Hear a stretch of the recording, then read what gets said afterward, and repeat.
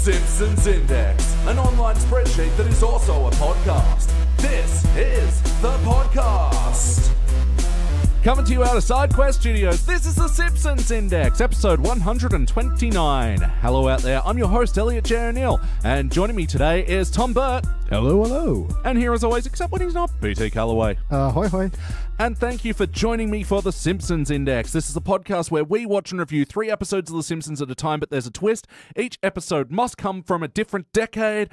How have we been, fellows? Yeah, pretty good. Agreeable. Yes. We're kind of treading water because this was a strange episode, and I think we're all just processing some emotions right now. Well, I know what I think. You just asked how I was, and I told you. Oh, right. That's about as waiting for more questions here. Oh, well. Yeah. I'm still processing, so there's that. Well, let's get into the questions, but first of all, let me tell you what we just did. We watched an episode from the HD era. This was Season 20, Episode 15, Wedding for Disaster. First released in March of '09, it was directed by Chuck Sheets. He certainly does.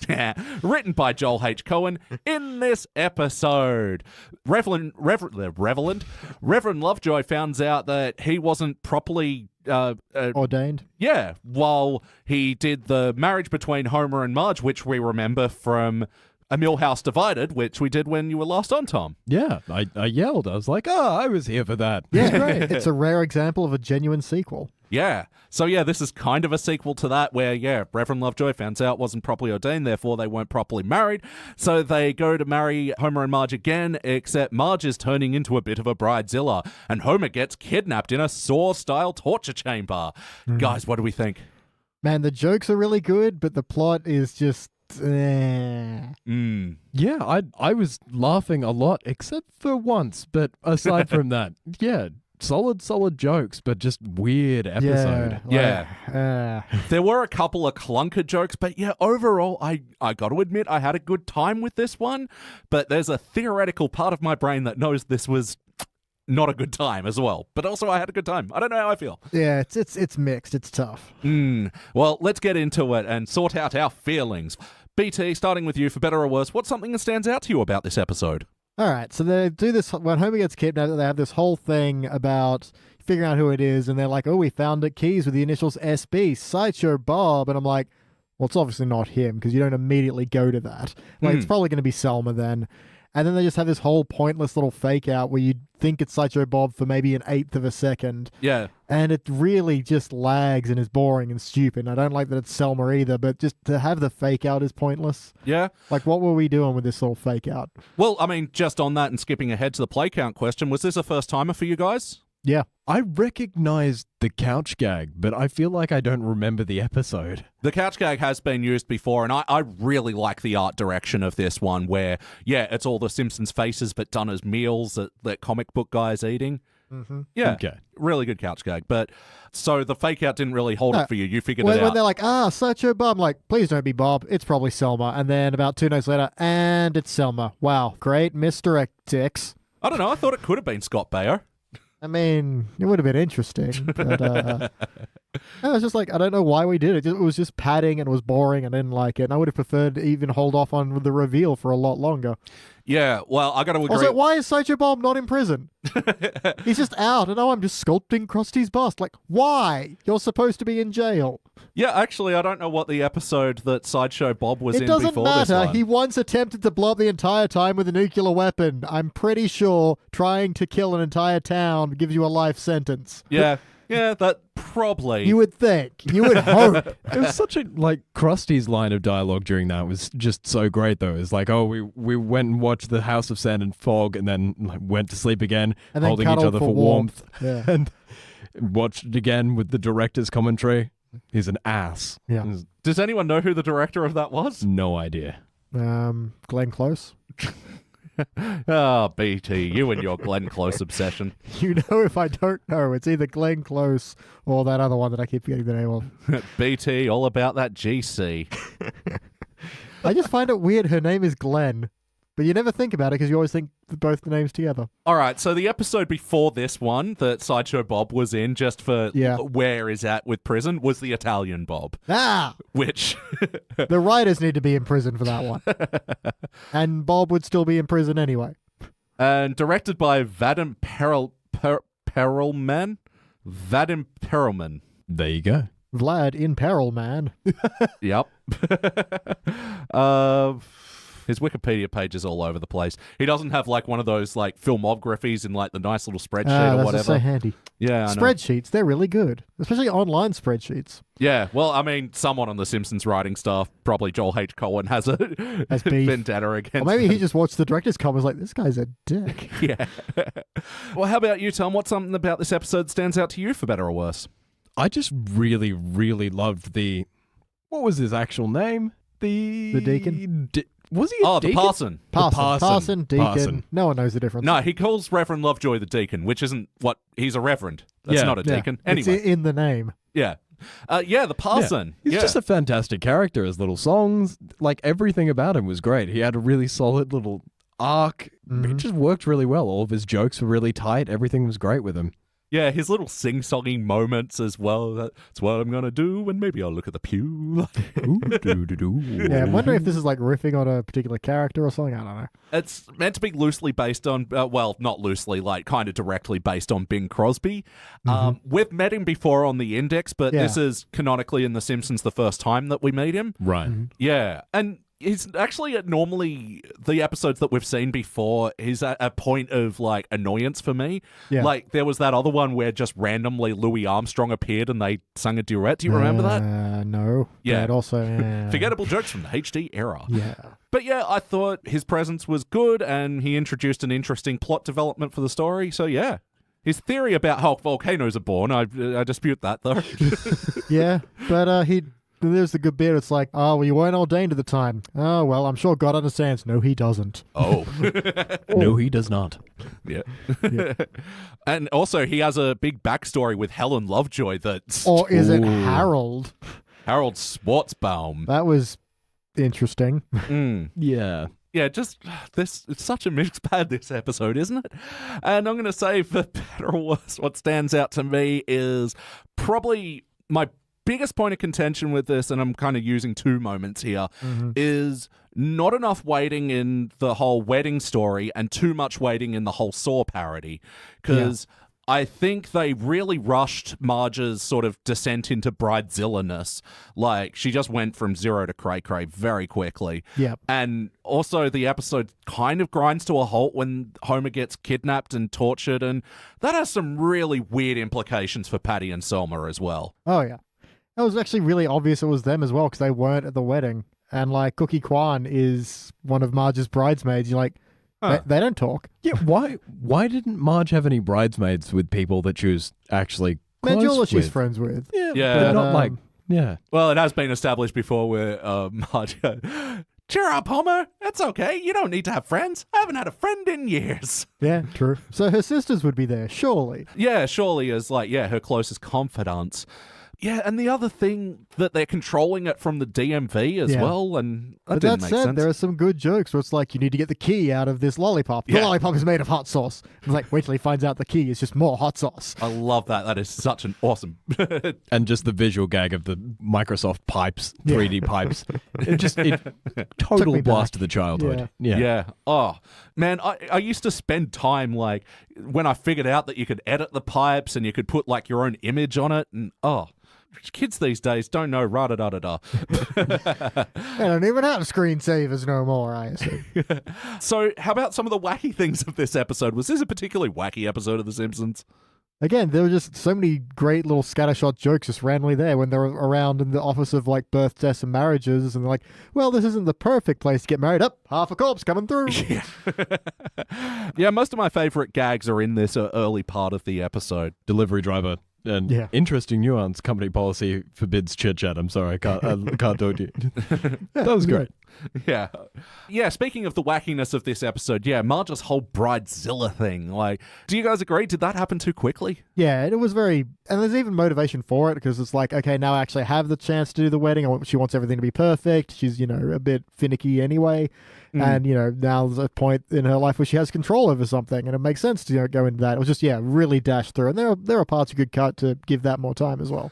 Yeah, like Maggie's little fantasy about, Bridezilla versus, what'd she call him? King Wrong. Yeah. Yeah, it was like kind of cool, the visual of how the child sees the fighting adults, but then it didn't do anything. Yeah, it was a nothing follow-up. Or even technically when, it's kind of a good joke, so I don't want to do it too much with it, when Homer's like, calls Marge up and is like, okay, now I need you to, what do you do? Look at the something, and then look outside, and he sees the sky right, and it's like, go to the door, and there's paint on Barney's shirts, turn on the radio, and then goes downstairs to find Homer promising a better wedding this time. He kind of already did that when they were at the office, but it was funny, so. Yeah, I liked that little treasure hunt thing, and it was very sweet, but it's all that sort of planning that he probably could have put in the wedding, but then, anyway. I mean more time and pacing in the episode, because he kind of already said that when they're at the office of birth, deaths, and marriages, and be like, I'll give you a proper wedding this time. So it's basically just restating it. I just enjoyed how different it was to a normal treasure hunt thing. Yeah. It's like these massive, massive clues that just led you around like to the next point. Yeah, 20 square foot area. Easiest escape room in the world. Yeah. Press 4 on the microwave. Beep. Here's your key. Use it on that door. It's made of hot sauce. All keys are made of hot sauce from now on. And there were parts that I liked of the whole thing where, like, Homer, like, of course he sees the rocket cake and just immediately falls in love with it. Oh, yeah, it's a rocket cake. And, bringing it back at the end as well, where they both each got the little thing that they wanted in the wedding was kind of sweet to me. Yeah, absolutely. Yeah. Even the blue roses, which managed to get... That was pretty amazing. It's like, yep, took some hectic and genetic engineering, but we managed. And all... Shh, you're a plant now. Love it. And speaking of loving it, segue. Nice. How about the heart of this episode? Was this a particularly heartfelt episode? Not really. Because, I mean, we already know Homer and Marge like each other a bit. Yeah. Patty and Selma like falling to pieces and just, we'll let him go when they hear Homer's vows is like, They were really nice vows. They were really nice vows, but it's not really like, nice it's not things we haven't done this before, We've done everything in The Simpsons before. That's true. But yeah, just like, I love you each more with every wedding, and by maybe 1,000, I'll be worthy of you. Like, that is some... Oh, yeah. No, it was good stuff, but it's just like, you've imprisoned a person. Yeah. Against it, You've made a very big commitment here. If you can be turned around by a single letter, you're not very good at this. What was the location of the saw room? Because I feel like it was like this little extra dimensional pocket that was actually inside their computer at the DMV. I know there's a place in Penrith you can rent them if you need. Okay, cool. I mean, I've said too much. Shout out to all our fans in the riff. Yeah, it just has some very weird implications for them that, like, they've always had the snarky relationship with Homer, but yeah, drugging, kidnapping, and we're gonna torturing unleash some him. fire ants on him. Yeah. And they kill people. Yeah. Probably Patty and Selma do as well. Like, apparently. Yeah, they're prepared for it. Yeah, it's very, very disturbing. And, it's a shame because I think you could have had more heart with a story that was about sort of Homer leaving the altar. Like, no, but I was like, let's not do that. Yeah. So I don't like how the mystery went, but I was glad it wasn't Homer wusses out because you think Marge is going to be Bridezilla forever. It's like, you've been married for, 30 years now. Yeah. I think you know what she's like. Yeah, so heart mixed. It also really wasn't going for it, so. Yeah, which is odd for a wedding episode. Like, and I will say there was a really big inconsistency when they were going through the photos with Reverend Lovejoy and they showed the pictures of how it went down. And Homer comes with the divorce paper while Marge is in bed. It's just... Yeah. I don't know why you'd go to the effort to animate it wrong. Yeah, when you'd go, hey, remember this episode? We're going to recap it now, but we're going to recap it incorrectly. Yeah, just Jordan's anal corner, whatever. Just use a frame from it. That's... Exactly. Cut the corner, just use still frames from the actual episode. Yeah. I get it in the sense that you've got to update it to sort of match the same sort of art style, which has changed ever so slightly, but... Yeah, Homer presented the divorce thing while in a suit while they were downstairs, not while Marge was in bed. Anyway. Ultimately, though, guys, did this feel like an episode of The Simpsons? How was the integrity of the show and the characters and all that? I mean, everyone was, acting like themselves. It was a bit ADHD, but that wasn't bad because it kept things going, and if you didn't like a joke, you moved on pretty quickly, so... Okay-ish? Yeah, I'd agree with that. Like, there was a couple of clunkers in there that got you kind of worried, but largely, on the whole, moving. episode of The Simpsons. Definitely. Yeah. I will say, usually Bart, Lisa mystery team-ups are some of my favorites, and they were, hardly in this, despite being the ones figuring it out. Yeah, you're kind of wishing that they were the ones to sort of find out Patty and Selma while Homer was still in the thing. I don't know. Yeah, I feel like we got 3 shots of them. Yeah, It was pretty much. They find the key, they arrive at the house with Krusty and Sideshow Bob, and then that happens, and I feel like we didn't see them again in that scene. Until the final, yeah. Yeah, and then they basically, found them. they go, oh, we found this key with SB on it. Must be Sideshow Bob. It's not Sideshow Bob. Must be Selma Bouvier. The end.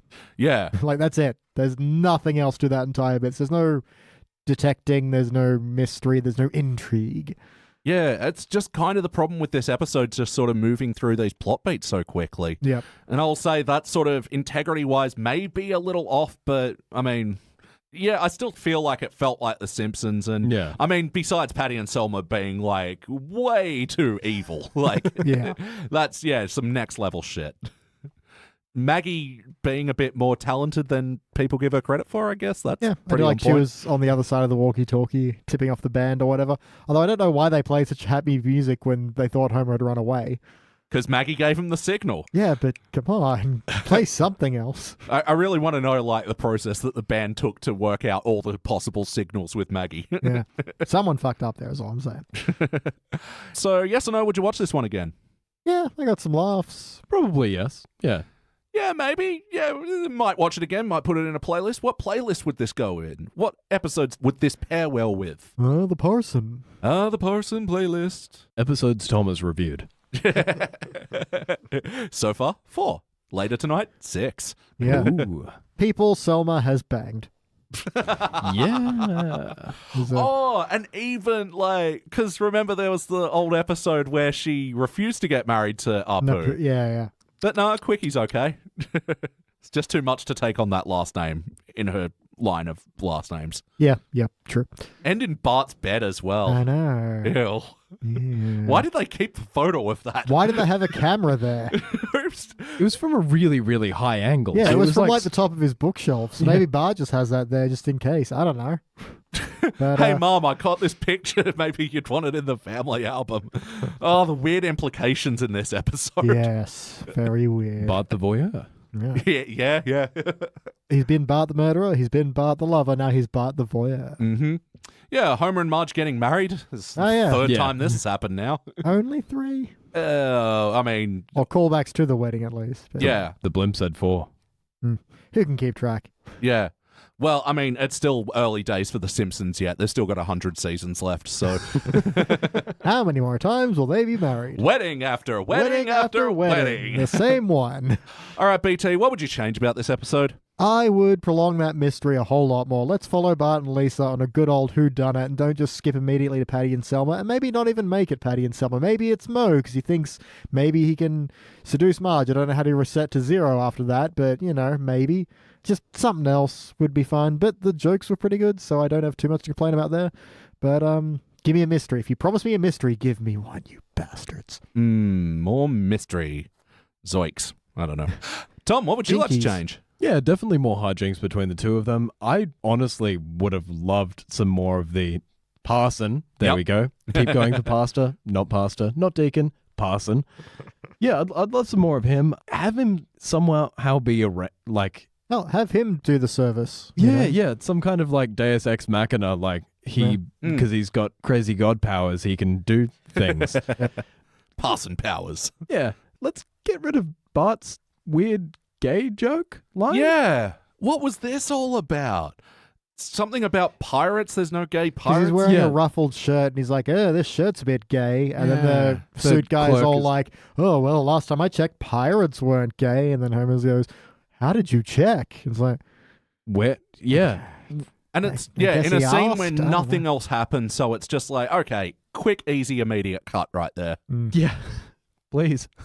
So that's what you'd like to change? Yeah, honestly, on the whole, I enjoyed it. I'm moderately decently happy. I would watch this absolutely. Yeah. As for what I'd change, I feel like the two things I mentioned what stood out to me, both the Bridezilla and the Saw thing, are both, they just felt trendy, and especially now that we're like 10 years removed from it, they feel extra lame because of that at the time there were all those Bridezilla reality shows and fucking extravagant wedding bullshit. Well, I kind of think of it because it feels like a bit of a misdirect. Like you think it's going to be about Marge being a bridezilla, but no, it's actually Homer kidnapped. Yeah. That said, like I said, we don't stay in that mystery very long. Well, yeah, and I think out of the two, the Bridezilla thing is the stronger one, and like just not to have Marge go so nutty so quickly. Yeah, like you can definitely earn it. Yeah, spending another act building up to that point, and I'm going to say I don't mind the idea of Homer sort of leaving the altar and just sort of being a bit scared of the whole thing, like just of the wedding or just not feeling a part of it. And I don't know, like, Or even flipping it and having it like Homer being the massive bridezilla and then Marge leaving because of that. Yeah. Just being, yeah. Yeah, he gets all obsessed with wanting it to be perfect because, no, this is my chance to really do something for you. And in doing that, he starts to push her out. Yeah, oh, that's interesting. you could get something out of that. Yeah, no, Marge, I've got to have the right wedding for you. If you want blue roses, I'm going to get you blue We're roses. going to genetically engineer them with these vipers. Oh, when you said that before, I was thinking, oh, like, so Homer's like, yeah, got his rocket ship cake, and he's basically made a child's birthday party, and no, Marge, we've got to have a bounce house in our wedding. Yeah, exactly. It's like him designing the car. Oh, doing a slip and slide down the aisle. Yes. Yeah, that's That how would I be want to. fun. I want to get married like that. Suck shit, my future wife. Guest stars for this episode: Kelsey Grammer played Sideshow Bob. What do we think of his appearance? And he didn't have too much to do. All he said is, I'm not stabbing anything. I'm just aerating this clay. That was about it. Ultra bad, convenient explanation for why his silhouette was laughing with a knife. Yeah. What were they doing together? I don't. Well, again, why is he out of prison? If you steal a nuclear weapon, you should probably be in Gitmo or something. Well, yeah, last thing was Italian Bob, where he was trying to murder the Simpsons and Krusty while singing Pagliacci. Yeah, that's a bad episode. Isn't it just? It is. Memories of when we reviewed that one. Yeah. Let's think about them now.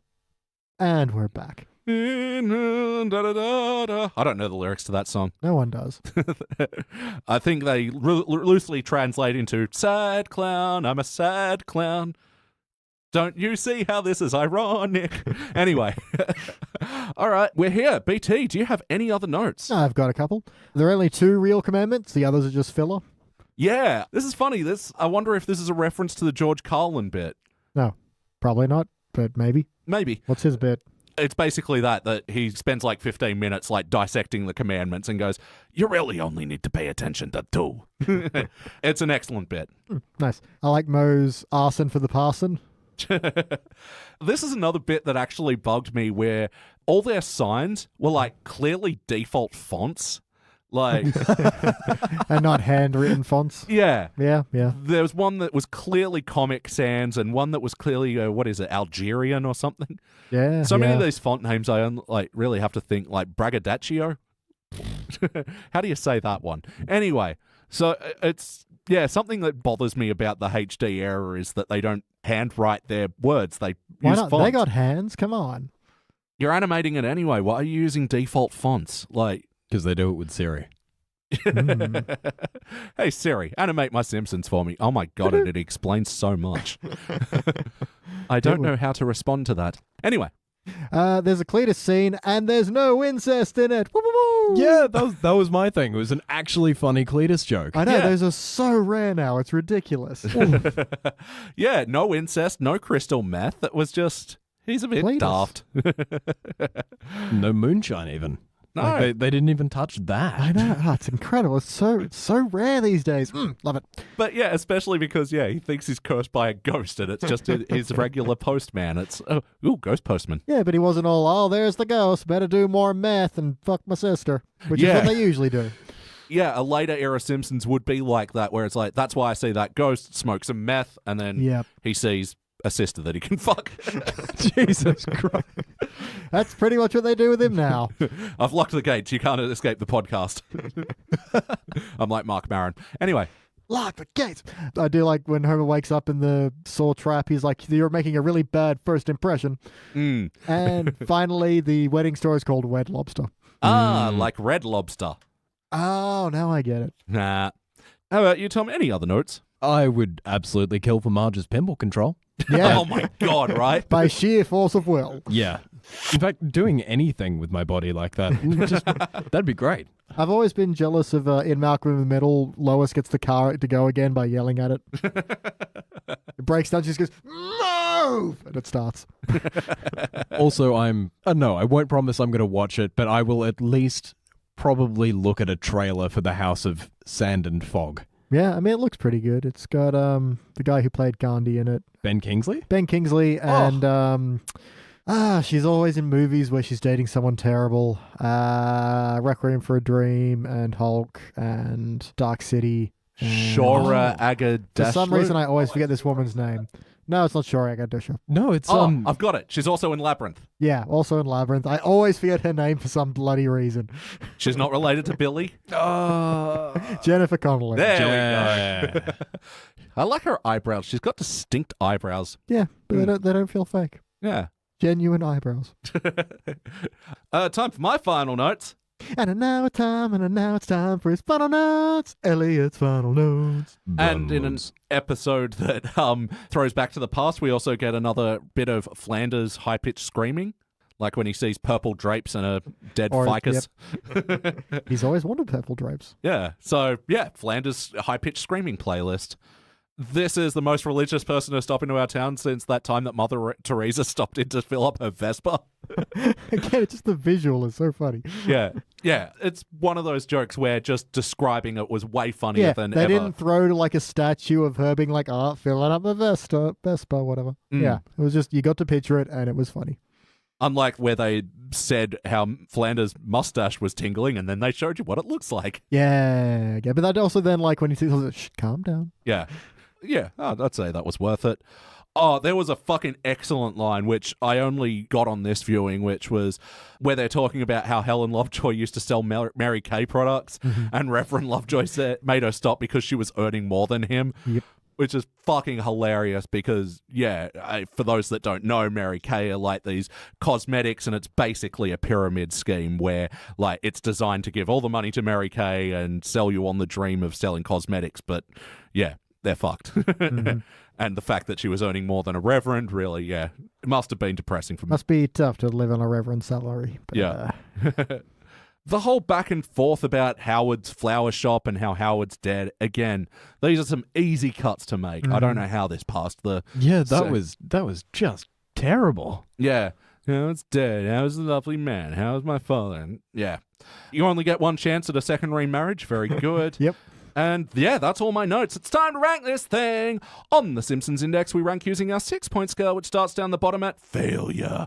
Maybe if the episode was just meh, you give it participant. But for the positive rankings, you got okay bronze, good silver, excellent gold. But for the best of the very best, you give cubic zirconia. I'm going to go first. Let me show you how it's done. I will go first. Yep. So I can show you how it's done. Because we got to know how it's done. I'm going to use the BT clause here, and I might change my mind and blurt something out later. But I love that I have clauses. Against my better judgment, I'm going bronze on this, but like just for those, it's just like honestly just. The strength of this episode's jokes are carrying it over, and it's not an episode that I'm actively seeking out, but if it's on and I've got some washing to fold, sure, perfect. Tom, what do you reckon?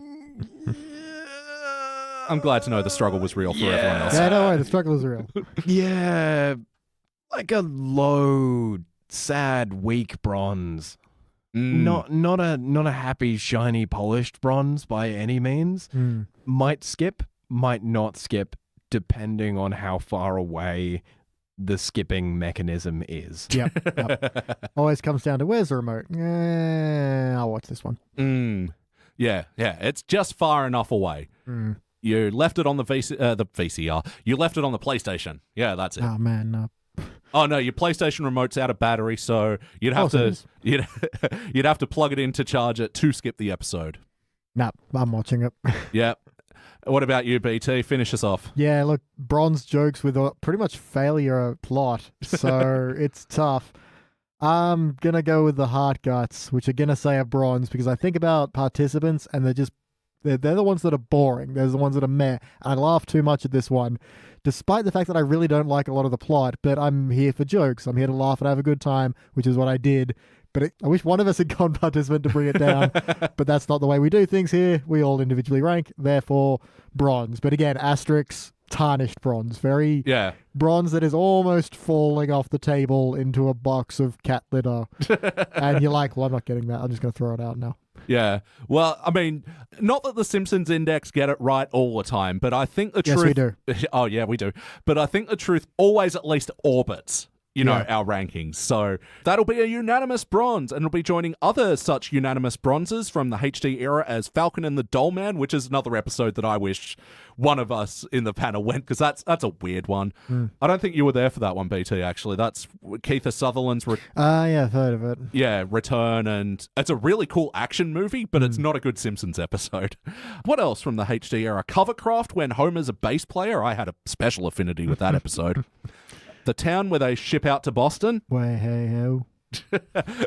The Spy Who Learned Me, where Homer starts seeing Bryan Cranston as a James Bond type. Fuck, that was a weird one. Again, I think these are ones that are really riding the border, like the Great Simpsona, where Lisa becomes a magician. Yeah. Really cute story, but then that ends with like this weird magician fight. Penn and Teller like turn evil. Chief of Hearts, where Homer and Chief Wiggum become best friends. Yeah, that's a very cute one. Yeah, I kind of wish I went higher on that one. And also Eeny Teeny Maya Mo, where Mo dates a little person. Yeah, he sure does. Yeah, cute episode that tanks. All right, before we move on, is that reputation justified? And I think it's gotta be about that time that reputations get justified. What do critics think of this episode? Oh, I don't know. Is it justified?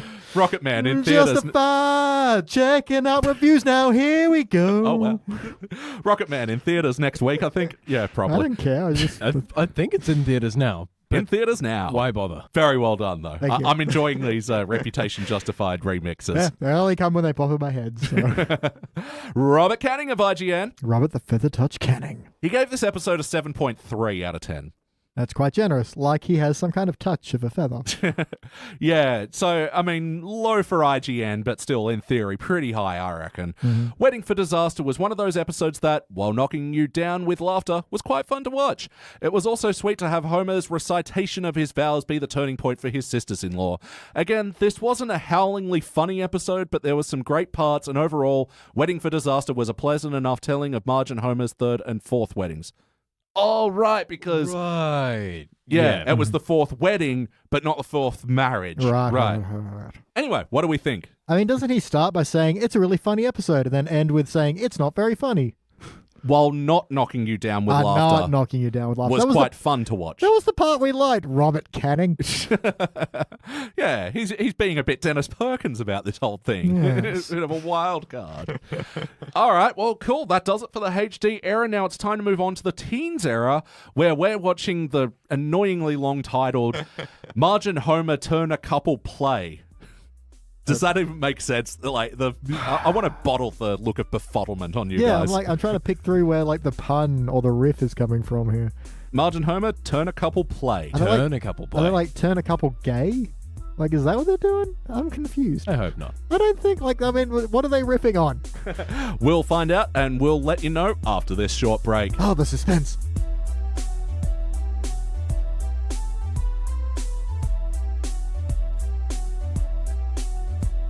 And we are back, and we just watched our Teens Era episode, which was Season 17, Episode 22, Marge and Homer Turn a Couple Play, which is apparently a pun on Turn a Double Play, which is a baseball term, apparently. First released in May of '06, it was directed by Bob Anderson, written by Joel H. Cohen. In this episode, Homer and Marge somehow meet a baseballer and his pop star wife who come to them for marriage counseling advice, and... the episode sort of happens, guys. What did you think? It certainly happened. Yep. they got Star is Born way early, so that's great. Yeah.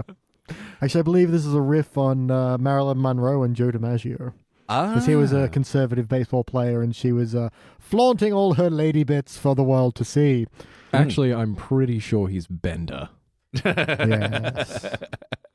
Returned from the grave to become one of the greatest voice actors. Yeah, Jumpin' John DiMaggio. Yeah, so, Jesus, where do we begin with this one? BT, better or worse moment? One of my favorite openings has Hunch. Yeah, oh, that was fucking The classic. detective show where the guy's like, that guy. But why? Something about his hair. What do I want for lunch? Could it be turkey? How did you... Remember that episode where we saw Hunch's butt in the shower? That's an interesting call because, yeah, they had to stop showing butts in The Simpsons. And now you can only see butts on cable. Yeah, and it became true. And I actually watched the credits this time, and it was apparently written by J.D. Salinger. So, And there was like Bystander 2 played by Sir Anthony Hopkins. yeah. And They got some pull on this show. It must be an HBO. I mean, if it was written by J.D. Salinger, Hopkins would probably do it. For sure. Get right on that. yeah, what was the last thing J.D. Salinger did? I think it was Hollywood stars and celebrities. What do they know? Do they know things? Let's find out. And that was a hit. Yeah. Oh, fuck. Yeah. Great opening sequence and, yeah, very foreshadowy as well. Like, I can't believe they stretched this premise out over 512 episodes. Yep. Simpsons, currently almost at 700. Tom, what's something that stands out to you for better or worse about this episode? I don't know. I feel like a quote from the show actually does it pretty well. There's more hardships than the Jews and Charlie Brown put together. Yeah, to which we all went, oh. Oh. Yeah. Lots of collar tugging going on for that line. Yeah, hit hard with the Jews, then tried to soften it with the Charlie Brown. It's like, don't think you've softened that enough. But Yeah. Yeah, I really don't know what to make of this one. Like, I feel like it's kind of similar to the last one in the sense that it was a bit scattershot. It moved through its paces very quickly. Didn't really settle into any of the plot beats, but the highs were not as high and the lows sank much lower. Yeah. A good example of that would be... Sorry, it sounds like you're reading out a book report. The juxtaposition. Yes. Yeah, look, I really didn't like Homer in this episode. He was brash, abrasive, and annoying. Yeah. Like, I found, like, to use a baseball metaphor, he was really swinging for the fences in this one as well. But, man, fucking nothing was... not nothing, just few things were landing. But he was, like, being the wild, crazy version that, yeah, I find so grating, so irritating. And they could have done a lot easier where he could have just been the, adorable Labrador who doesn't really get why all this serious stuff is happening. Like, the bit where he's rubbing her neck and just with his chicken grease fingers, he's just like, I get chicken and I'm here, may as well rub your neck, sure. Yeah, that didn't work with how much he was like salivating it was over weird. that character earlier. Yeah, because he already had the line of like, you're a beautiful woman that any man would fascinate about while he made love to his own Marge. Yeah. And so he's already thought about it. So to then have the disconnect where he is more interested in the chicken than her, it just, it feels like they don't fit together. The juxtaposition. Think about the juxtaposition. And also the chicken misdirection line which didn't was make pointless sense or work. because then her husband's outside and hears them both, she's going crazy over the back rub and he's going crazy over the chicken, walks in and he sees, he's just eating chicken. That's stupid, but then beats him anyway. Yeah. But there were a couple of, like, really laboured Homer moments as well. Homer moments. Like with the kiss cam as well. Oh, look at that ugly old man. Homer, that's you. Ah! And then just fucking whinging for so long. Play count. How many times before today have you seen this episode? Do we do all the, why did you like to read the cam? Yeah. Okay. Yeah, we just moved through it a lot quicker than usual. That's weird. I'm going to reset my voice. I've seen it at least thrice, perhaps. Yeah? Probably once, but I don't remember it because it just is. It took me a while to realize which one this was here. I know I've only seen it a couple times to refer to the title. What's actually funny, I don't know if I'm going to keep this in the podcast. I'll decide later. But yeah, I used to have a girlfriend named Tabitha. Sure did. But she didn't like The Simpsons.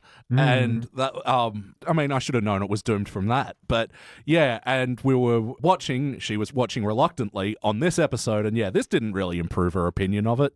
Certainly not. But yeah, for context, she was a very aggressive hugger, and I used to have to invent things I would have to carry so she wouldn't be able to hug me when I first met her. So I'd like go into a place, I'm like, okay, I got to carry something. This guitar. I'm like, oh, sorry, Tabitha, can't. Carrying a guitar. Sorry, I'm just practicing my mime work today. Yeah, really can't. Invisible box. I just painted my shirt and it's wet. Oh. Yeah, sorry. It was tough to come up with, but I managed. You did.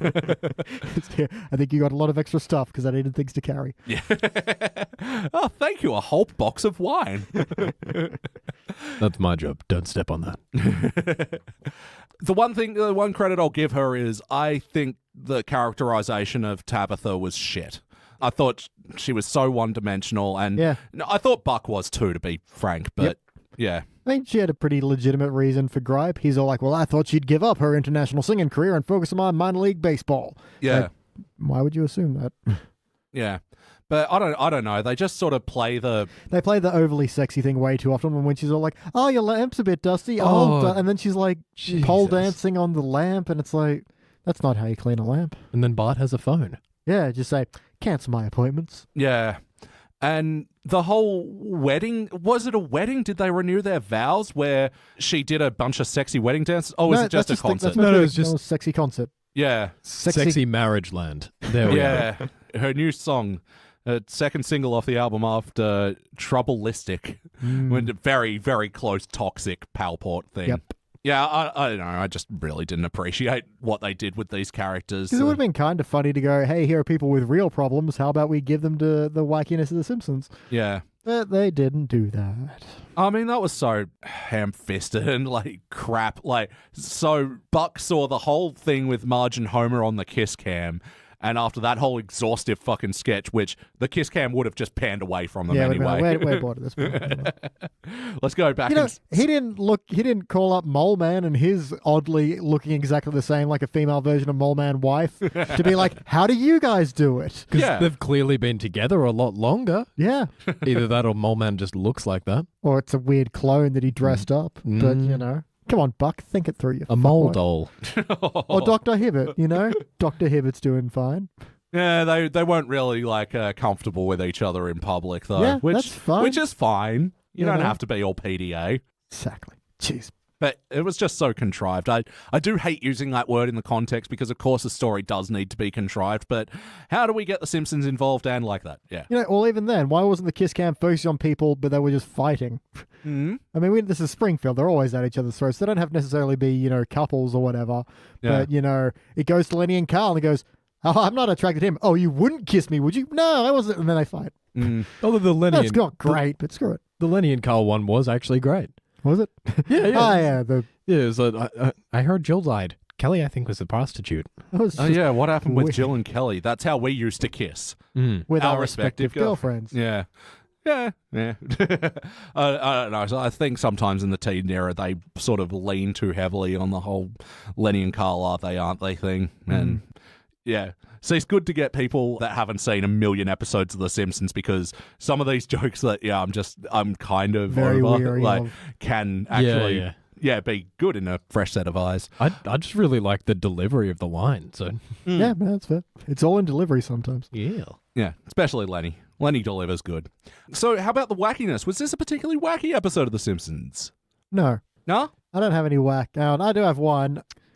That's not how baseballs fall. Oh, yeah, when Homer's like, can you sign some baseballs for my son? And then he starts pouring out a sack and then just stacking up, like, vertically on top of each other. It's like, Yeah. that's not how baseball physics works. I was that just cheap, or were they going for an effect there? Because I'm really not They sure. just needed them to pile up a lot more than they naturally would given the space, I think. So But no, the physicality of it looked weird. Like, it looked off. Well, because they weren't rolling, they were just appearing. Yep. Yeah, They'd disappear into the pile of balls and then pop, pop, pop, pop, pop, Yep. pop, pop. Now, I may not be a baseball playing man. However, I do understand how balls work. and bases and gravity. And I am not going to edit that into something that... Nope. I've made my bed. Now I'm going to balls in it.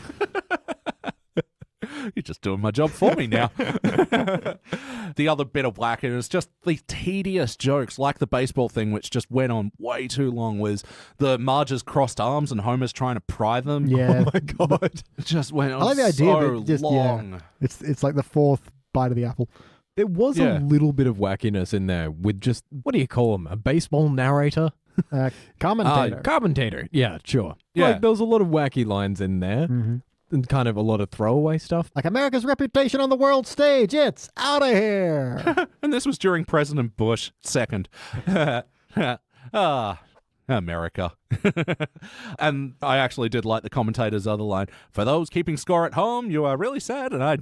Your loneliness saddens me. Yeah, that's right.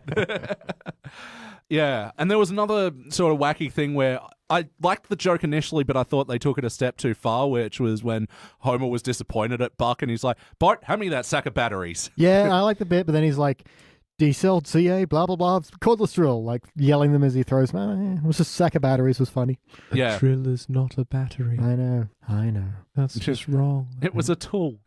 Yeah, like, as far as wacky, cartoony things, like... Wait. I just found one. Grandpa in 1942 was on the Women's League.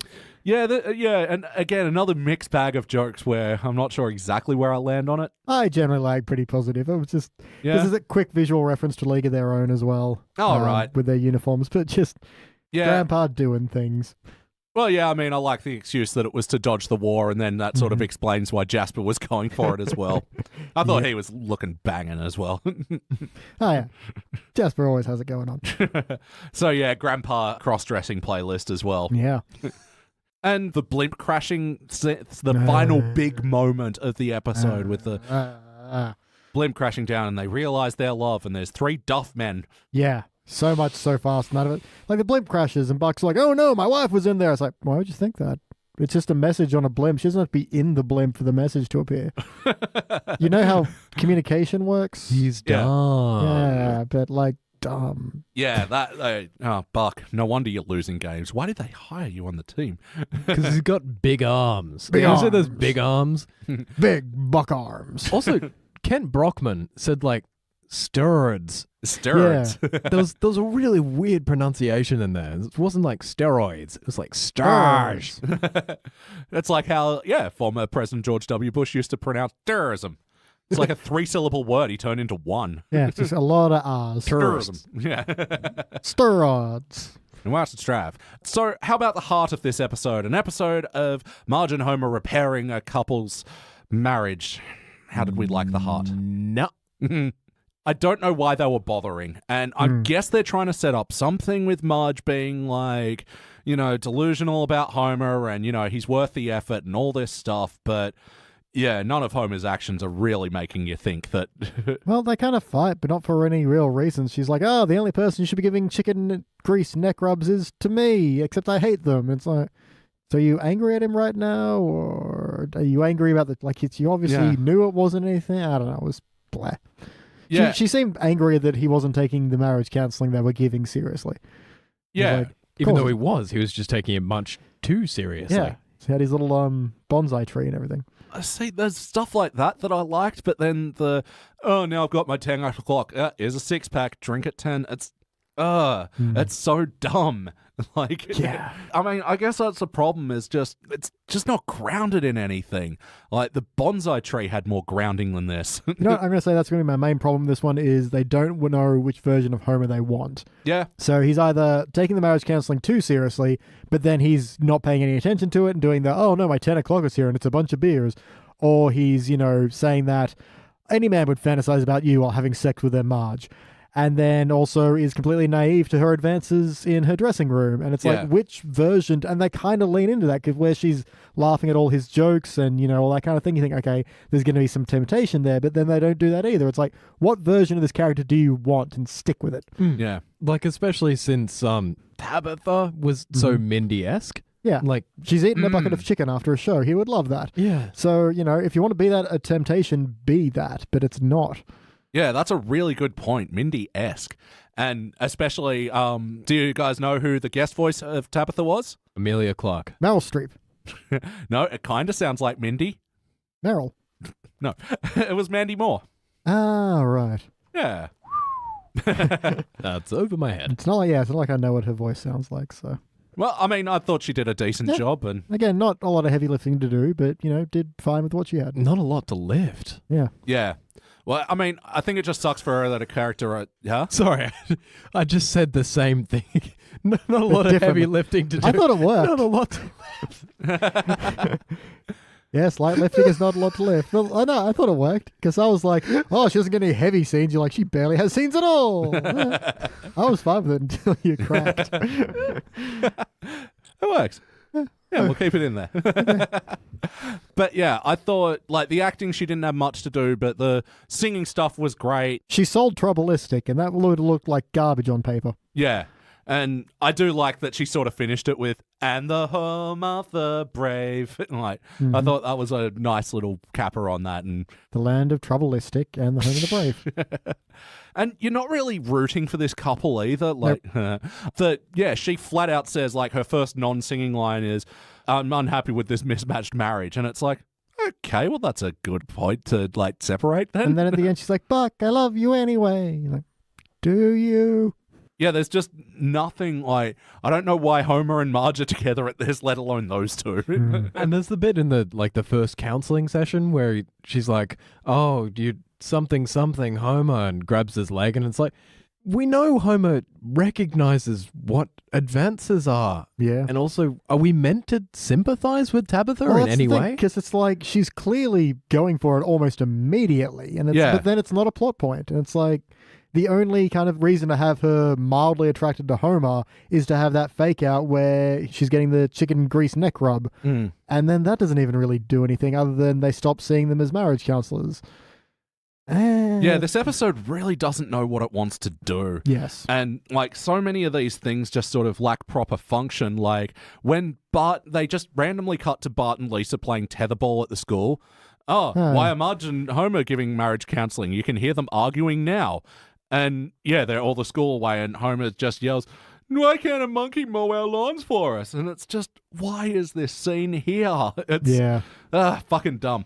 Did this feel like an episode of The Simpsons? In parts. I think it feels like multiple versions of Homer smashed together, and that's a problem. And there's not really a lot of character for anyone else to do anything with. So, Hunch feels like he belongs in The Simpsons. Yeah, I'm surprised we've never seen him again. That is such a Simpsons TV joke. Yeah.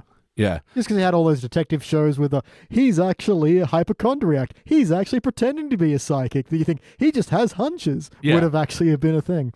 Yeah. Well, I mean, especially at that time because, I'm assuming this is like Monk or something that they're like directly parodying. But yeah.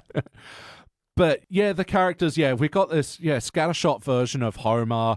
I don't really buy Marge's intentions either. And I don't know, the show as a whole just feels too confused. Yeah. Homer into the Homerverse. Yeah, for real. Oh my gosh. Halloween episode coming up.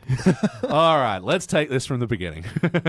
I want to watch that movie again now. Can we do that instead of the classic? Oh, wait, no, the classic episode's pretty good. I was about to say, it's the classic. Don't give us the average ones and then cut out the good one. I could go back home. I've got it on Blu-ray. Yeah, I got it on iTunes as well. Anyway, enough about Spider-Verse. We're doing The Simpsons. Yes or no, would you watch this one again? I mean, if it's on, maybe. Probably not. I feel like less so than the previous episode. Yeah. No, I'm certainly avoiding less this. so than that one, yeah. I'm avoiding this at all costs. It might trick me, if it's just playing and I see Hunch and I'm like, what else happens? And then they go to the baseball game. Oh, fuck, run.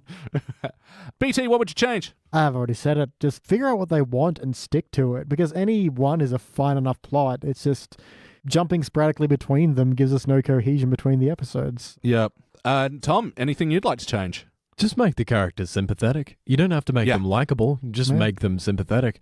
Like, give them a couple of lines here and there that actually explain they're human beings and not just annoyances. Yeah.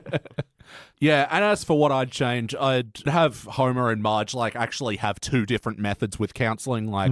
I think I almost hit on it there, where Homer's just playing it by the seat of his blue pants, and Marge is consulting books. She's trying to go through a learned method and consulting with text and sort of things, and Homer's just winging it. And I think there is something to say about those two characters making it work with those two approaches, and I think there's something really clever you can do with that, because especially we do see Tabitha and Buck are from two completely different worlds, and they can see that in Homer and Marge as well. Yeah, ding, ding, ding, better episode.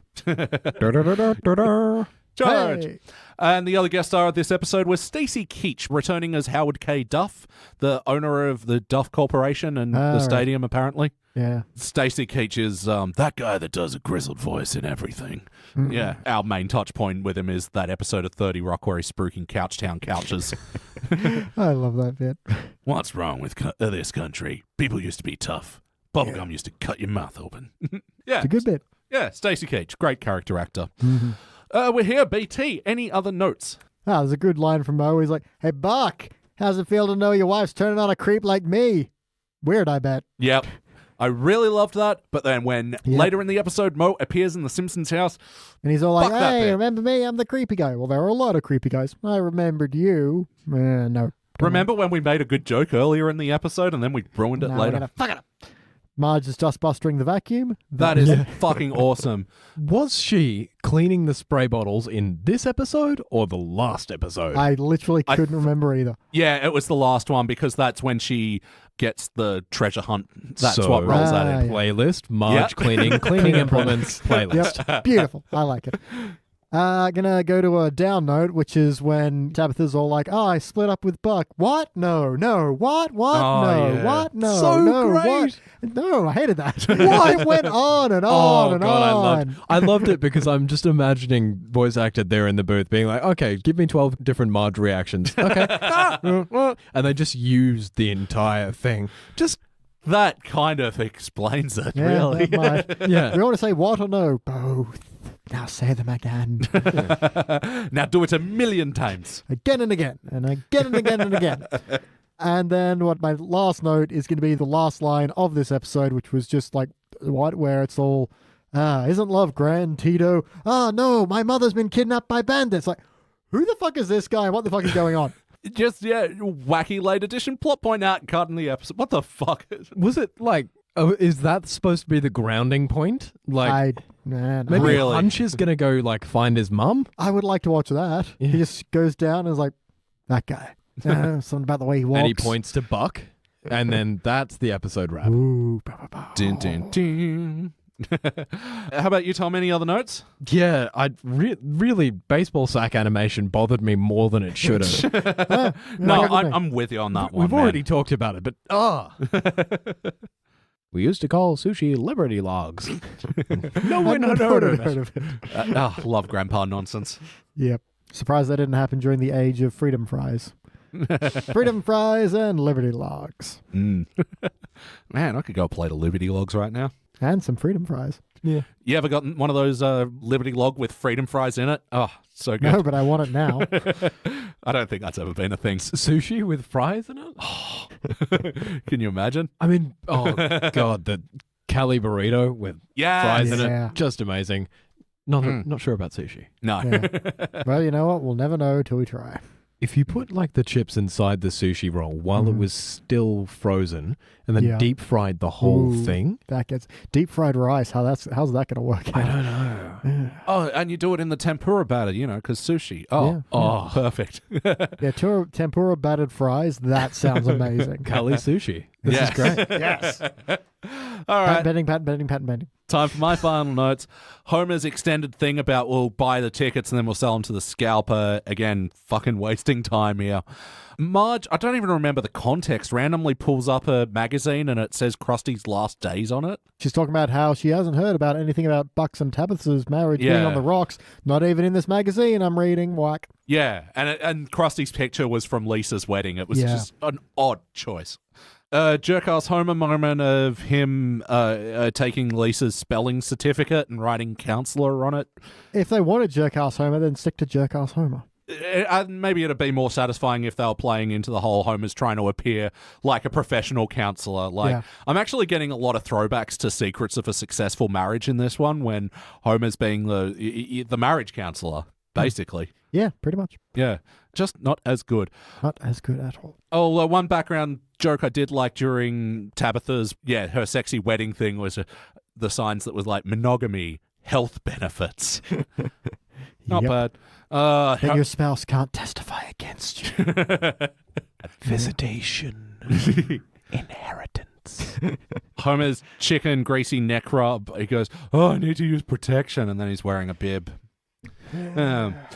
Moe's using a sticker to hold in his hernia. Yeah. American healthcare system, man. Yeah, actually. If only he was married, he'd get health benefits. Health benefit. And my final note is a really tasteless line is just like Lou Gehrig, you deserve to die. That's just so fucked up. I can't believe they made that joke, honestly. It's just does nothing, so distasteful and shit. Let's rank this thing. Tom. Participant. Yep. Unhappy time. Not quite a failure? Not quite a failure, because the opening, 5 minutes, has some fun in it. pushes me through enough that I could rewatch that bit again on YouTube while at work. The best of Hunch. Yeah. Give me a quick show, that Hunch. Yep. How about you, BT? Yeah, participant as well. I don't hate anything too much about it. It all just kind of glides by, and it's there, and then it's not anymore. Yeah. Oh, man, I'm stuck. Search your feelings. Yeah, you make a good point. Like, I laughed enough to bump it up from failure, but yeah, I really, really hate the back end of this episode. Like, there's enough in there that just pushes me up, but like the last one, it's only just getting a hair above where it probably should be ranking. All right, well, unanimous participant. And this will be the 5th episode from season 17 to get a unanimous participant. Yeah, 17 is not a good season. Unanimous. Nice. It'll also be joining The Girl Who Slept Too Little, where Simpsons moved next. A cemetery moved next to them. Yeah. See Homer run with the safety salamander. Yep, that's one that happened. Yeah, Homer dresses up in a salamander costume and he becomes school mayor or something. He's like, I don't know. About safety at the school, but then somehow he's part of the mayoral election. What? And then he does, he poops out baseballs. But Anyway. like for salamander eggs, that really needs Does context. he poop them out in a weird, slowly building Thankfully tesseract not. triangle thing? He does it as a crowd-pleasing move to get the crowd on Again, side during while the debate. dressed as a salamander, this is important. Yeah. Otherwise, he's just pooping baseballs. My Fair Laddie, the Groundskeeper Willie musical. Yep. These are things that happened. Yep. And also The Wettest Stories Ever Told, which we reviewed in our Vignettes of Vignettes Part 2 with Jack from Worst Episode Ever. All nautical-themed ones, which, it was just bleh. Yeah, all right. Let's dig ourselves out of the participant trenches and hopefully find something good. Let's go watch Saturdays of Thunder from Season 3. All right. Dig up, stupid. Yeah. I don't know which one this is. I'm excited. No idea from the title, Tom? No Saturdays idea. of Thunder. What happens with thunder on a Saturday? I don't remember an early episode where there was a little bit of thunder on a Saturday. Obviously not. Because otherwise that would have clued me in. Yep. All right, let's find out.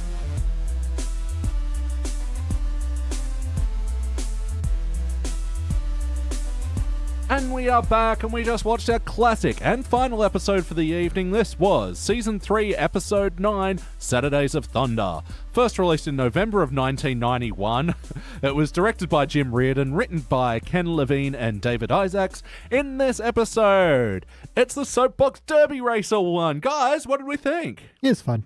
It's great. Isn't this just a warm hug on this winter's night? Yes. Yes, it is. Yes. It feels very warm to me, this episode. Reminds me of watching Simpsons in a warm house. Yep. And being warm. Didn't all these characters look like they were warm? Yeah. They did look like they were warm. Yeah. Well, I mean, the Simpsons color palette in this era, it's like, it does have a different, it's like their equivalent of sepia tone, like especially coming from the HD ones where... Everything's so crisp and sharp. Yeah, this one's got like a nice warmness to it. Anyway, let's get into the questionnaire. BT, for better or worse, what is a moment from this episode that stands out to you? I really like, as we've discussed before, when we open and the Simpsons are just watching TV. Yep. Watching people watching TV is amazing. And now we have I Can't Believe They Invented It. I can't believe they invented it The playlist. Jet Walker. And Mr. Sugar Cube as well. And I love the reveal that, not only has Homer got one, Yep. but his Sugar Cubes look so crappy. Compared to the one on TV. Yeah. And he still uses tongs to put it in his drink, which is very civilized. What is he, a Neanderthal? No. And this is where we have Spiffy, and enough to clean 1,000 tombstones. Yep. Yeah, looking at the tombstone of Edgar Allan Poe. Well, I guess we'll just have to throw it out. Oh, there's so much good in this opening segment. Quoth the Raven, what a shine!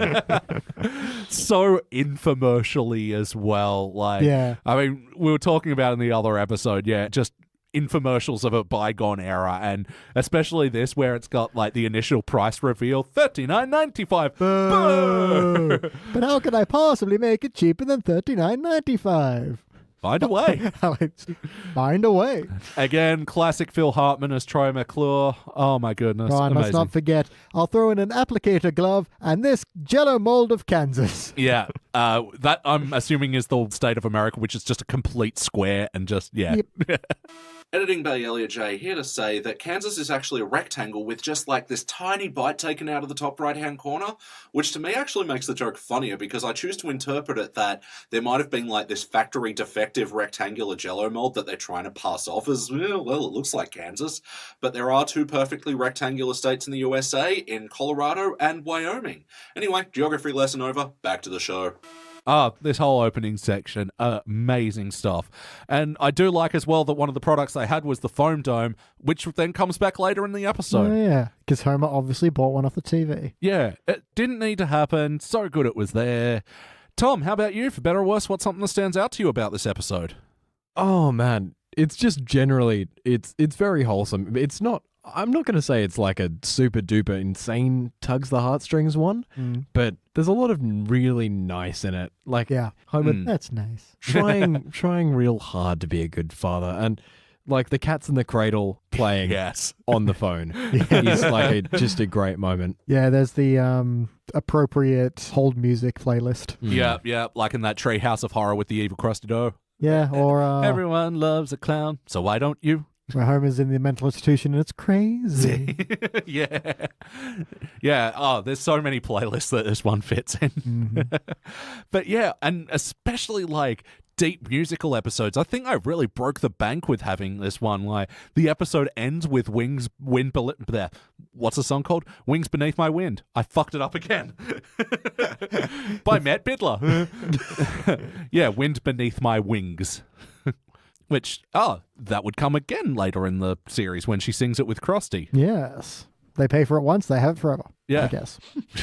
Oh no, Bette Midler.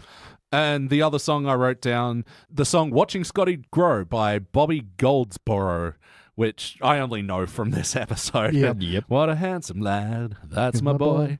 It's so like... Wholesome. Yeah, very wholesome. You can have your TV and your nightclubs. I'm just going to stay at home with my boy. Wouldn't buy. So yeah, and especially contrasting with the last episode, this is such a redeemable Homer. Yeah, because I like that when he takes the quiz and finds out he's a bad father, he has a big breakdown about it. It's not he's fine. I don't need to do these things. He's been proven that, no, you're bad at this. And he's like, no! And he's also I'm a fat. bad father. I'm also fat. So good. Actually, both the ad breaks ended with fat jokes as well. I'll just sit here with Little Lightning, which the Simpsons built. I'll remember when I had a son. To be fair, I think that was more the build quality of Little Lightning, less the weight of Homer. Porque no los dos. Yeah, true. But yeah, again, like a perfect one-syllable line reading. Ow. Disappointed Al. Oh, sad Al. Yeah. Very good. Good act breaks in this one. Such good drama. And goodness, what do I say about this? Well, yeah, the thing that stands out to me is actually the unique friendship of Bart and Martin in this episode. Yeah. Yeah, it's interesting that they went with Martin for this because they hadn't always been friends exactly. Yeah. They've been associates, cohorts, co-conspirators. Yeah. Not often friends. But yeah, this one, yeah, they'd sort of united over a common enemy in Nelson, who was pretty brutal in this episode. He's pretty terrifying. Like Yeah. him putting the cigarette out on his tongue. Yeah. Also, smoking. Yeah. It's an old episode. Yeah. Oh, He's allowed to do that. there are so many, the 90s moments for me in this. But yeah, the whole smoking and it's just, hey, you can't smoke on the tarmac. It's, Very much harkens back to, the Nelson we see in Bart the General and things like that. Yeah, with his lackeys. Yep. Yeah. He doesn't have lackeys often. No, these might be the last appearance, proper appearance of the lackeys. Yeah. Then they died. Jesus. Well, yeah, he did beat him up pretty brutally, according to the pictures at the end. Yes. But yeah, they give him a switchblade, and it didn't matter because he had a fucking whip anyway. And somehow someone's like, hey, you can't smoke here, but he has, whatever they call when you put blades on your tires. Yeah. He's got them going. That's fine, apparently. Way to go, soapbox derby racing rules. Yeah, Jesus. And he's got a boy in the trunk.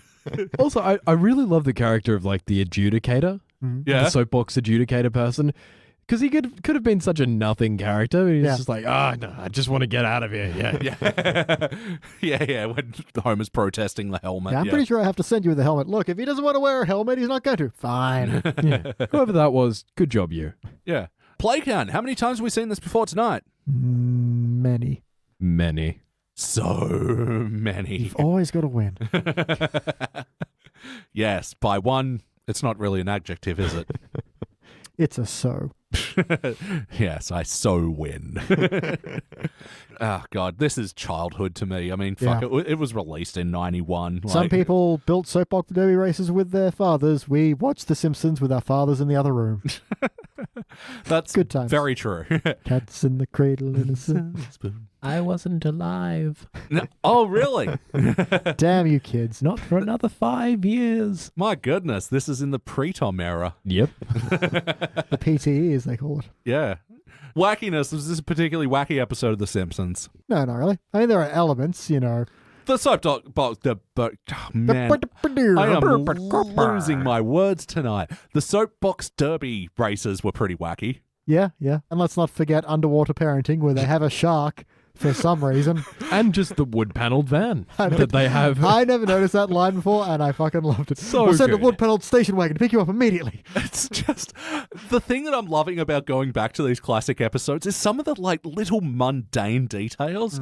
Like I find the newer ones like make such an effort to pack in as much like jokey jokes as possible and so much shit right at the forefront. But yeah, what a throwaway line. We are sending a wood panel station wagon. Very father. But yeah, can we go back to the Shark Tank as well? 'Cause, look, underwater parenting. It's like Like, we're about what? to reach a breakthrough. It's like, in what? And why do you have a shark in there? And then oh God, not again. The Fatherhood Institute is like, they've got some answering to do. Like, and also their quiz is only 4 questions long. I think that's not a very comprehensive test. No, we would hope not. Like, I'm not even sure I have a hero, so... Oh, so your dad wouldn't have done well on that? Does it count if I don't have one? I know this wonderful instructional guide by Bonnie Tyler. Yeah. Nice. Yeah, other wacky moments. So, the soapbox derby racer. I like how Martin's car was a throw to a space shuttle and it was like burning. Yep. Burning up on re-entry. Yeah. Or when Bart's riding it and the instrument panel just peels off. Yeah. Oh, and Nelson's blades going into the side. Like, is this a throw to Greece? Ben-Hur. Oh. Greece? That happens in Greece. What? I feel like Grease is a lot more brutal in your mind. I don't remember, grease lightning will attach blades to the wheels. Grease lightning will murder some people. No, the other car, not Grease Lightning, had the blades, and that's why they had to fix up Grease Lightning and sing a song to make the car better. It's been a long time, but Ben-Hur. Ben-Hur is what it was going for. Ben-Hur, with the right. whip and the blades and the... Also, like, when the bits are coming off the car and Nelson's just chewing them, is that also in Ben-Hur? Sure. So wait, what's happening? So it's chariots, There's a chariot right? race, yeah. Is the blades digging into the horses? They're Or just the other attacking chariot? the other wheels. Oh, right, yeah, okay. The non-horse part of a chariot. The You got your part. horse, Yeah. and then you got your not horse. And your not horse has to have a wheel, because it's not a horse. But Right. then bit in the middle is made of leather, so that bit's made of cow. Yeah. So you've got horse, cow, non-horse. This has been Chariot Talk on the Simpsons Index. Da da da da da. NPR Public Radio. Yeah. Welcome back to Ben Calloway Talks About Things American. Da da da da da. Any other wackiness you want to mention? I mean, Martin's car bursts into flame despite being just cardboard. Oh, yeah, and classic firefighters going for the not person in the Yeah. scenario. That was a valuable soapbox racer, and they saved it. Yeah. Martin was broken. He's done for. The racer can be saved. This twisted wrecker see before you or whatever. Actually, Martin, he's like a living thesaurus. Save your palliative cliches for the other stooges or whatever, Doc. God, Oh, yeah. I can't even words, and that Yeah. kid's showing me up. Yeah, he's like a prototype Mel For real. with all the Shakespearean accent. Mm. Bit of wackiness. Homer is wearing a belt when he's watching TV. I don't think I've seen Homer in a belt before. That's weird. Interesting. It's like when, he only wears a watch when the scene is going to require it, but he never required to wear a belt here. He was just wearing a belt. Same with that green jumper he would be wearing. It only existed so he could roll up his sleeve. Maybe he just wears the belt with the singlet. Oh, yeah. I guess it must be, but then who does that? It's his Saturday wear. Do you at home wear only belts with singlets? Right in. Today on NPR, we're looking at people who wear belts and singlets as a fascinating subgenre of American culture. Bart, you can't weld with a flame that low. Stupid kid. Yeah, so coming into the whole, oh yeah, that's right, this is the 90s, just how much the kids are left alone in this episode. Yeah. It only seems wacky now, but back then, Yeah, I did see a great post, which is like, me as a parent today, okay, well, take your cell phone with you, make sure it's fully charged, I want you to call in every 15 minutes. Me when I was a kid, Mom, I'm going to the quarry to throw rocks with the guys. Yeah. Be back by supper. Yeah.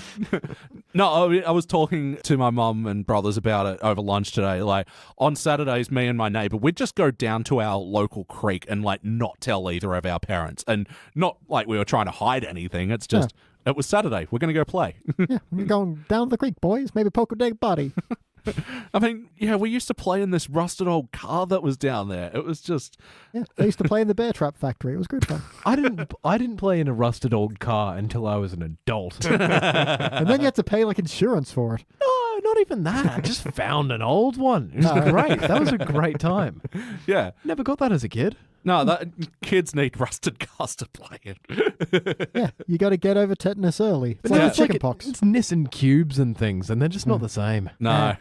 These new cars don't rust like the old cars. That's true. These Priuses, they're all electric. Even the plastic on them is electric now. PJ Bear. Thank you very much, Al Gore. Yeah. But yeah, and poor Maggie in this episode, just, I don't know how long she was hanging on that what remains of the Gymboree. Although I do like, by implication, all these things collapse just as Homer was mentioning them. Yeah, exactly. I wrote down exactly that. It was like, oh, the cutaways are actually happening in real time. Yeah, because there's the sound of the birdhouse collapsing before we cut to it, and then when the Gymboree collapses, Homer goes, "What was that?" Oh, never mind. Yeah. Oh, and the spice rack. Nice little throwback to a previous episode. Itchy and Scratchy and Marge, I believe. Yes. But how about the heart of this episode? Oh man, the whole driving Martin's car thing. Oh man, and just all the parts of that as well. When Bart's like, "Oh, but my car, I built it with my dad, and he'll be crushed." On the other hand, yes, like he gets it immediately. But Dad, you taught me to win. I don't remember doing that. Well, I picked it up somewhere.